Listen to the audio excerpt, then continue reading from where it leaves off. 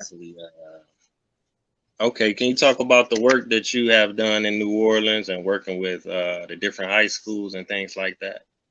Yeah. So well, as I mentioned, coming out of college, I had this deep interest in working in education and helping to create more equity. So I started off sort of working in selective institutions. I worked for a boarding school called Phillips Exeter in New Hampshire. I came back to Harvard and worked in admissions and financial aid and student advising.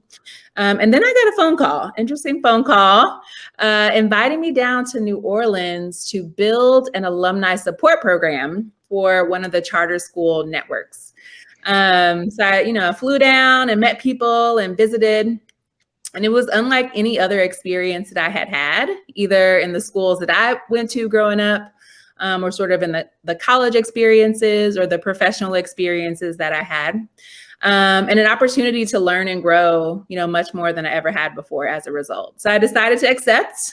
I think I met you right when I was in that transition, moving down to New Orleans, and met some amazing young people. I was at a high school called Cohen, and it was a charter school sort of turnaround. And so I was there for the first graduating class of the Cohen Charter School, and got to know those kids really well. Got to go out and visit them at their colleges, and got to learn some of the systemic oppression that our students face trying to earn a college degree. I mean, there's so few resources at the collegiate level for the typical school and for the typical student.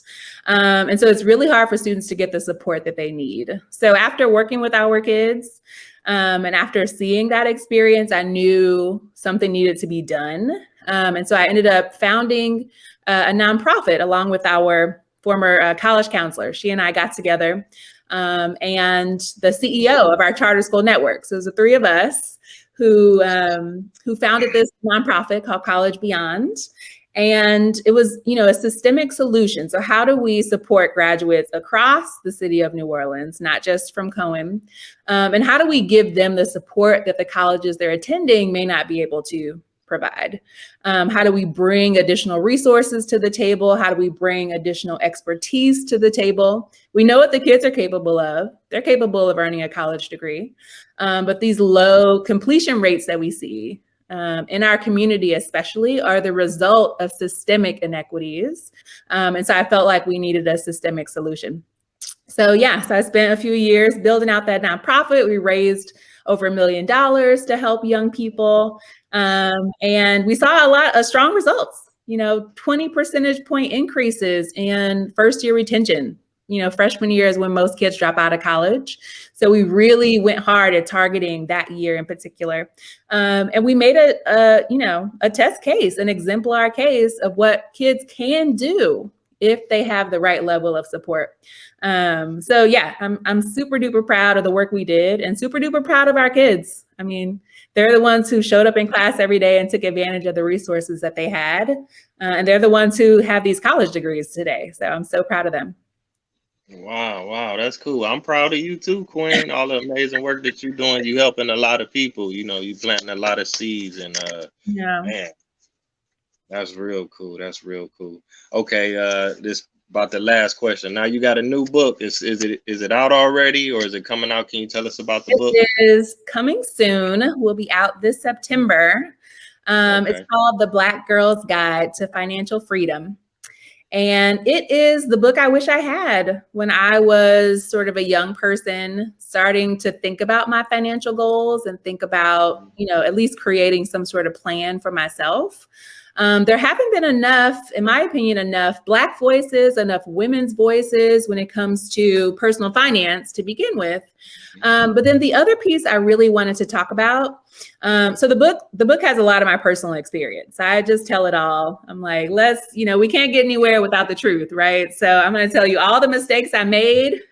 It's so funny. I'm teaching a class this summer, and on the content through a scholarship program, so high school and college students. And I told them my story. I didn't tell them it was mine. I just was like, here's a sample story of a woman. And the kids, they were so honest. They're like, this woman is really smart with this Harvard degree, but she's really dumb with this money stuff. Like, why she do this? And so I was like, isn't that real though? Isn't that real? I just wrote an article that came out in Business Insider that talks a little bit about this as well. Sort of all the debt that I was able to rack up. Had a car loan, had, credit card debt, had medical debt, just all the normal ways that we find ourselves indebted. And, got to thinking about my ancestors and sharecropping and the ways that debt has been used against us. And felt like I needed to get from up under that. I needed to get free from that. So the first half of the book really is about debt freedom, how to avoid it. And if you're already in it, how to get out. The second half of the book is this sort of freedom piece. What would it look like to be completely free financially? What would it look like if you didn't have to work for money? What would it look like to design a life around your strengths, around the gifts that you're meant to bring to the world? What's your vision for your life? And then what kind of financial plan could support that? So I give really clear, simple, actionable advice for financial freedom.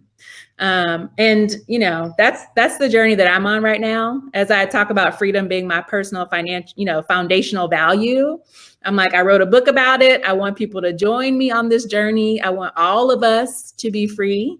I hope people will get the book, and I hope people will join me in this path to financial freedom.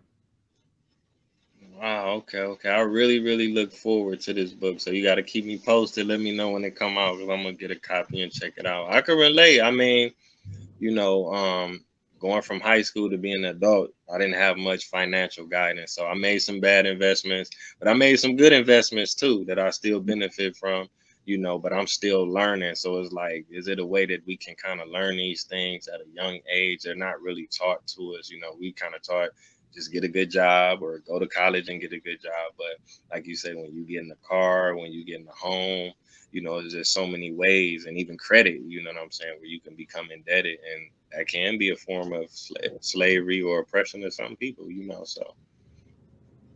All right, let me see. Okay, you got any upcoming projects, or is it any way that people can find the book? Is it a website? Is it better to if folks want to connect with me, pariswoods.com is the place to go. You can sign up for my newsletter, so you'll be the first to know when the book comes out. And you can email me directly. I really do want to interact with folks and want us to be on this journey together. If you sign up for the email list, that first email I send you, hit reply and let's start the conversation. Okay. I'm gonna definitely sign up. So you said pariswoods.com? Yep. All right. Thanks everybody for tuning in. I truly appreciate you. All right, Queen, take care. Thank you again. Keep up the amazing work. Until next time, family, Taye Speaks. Peace.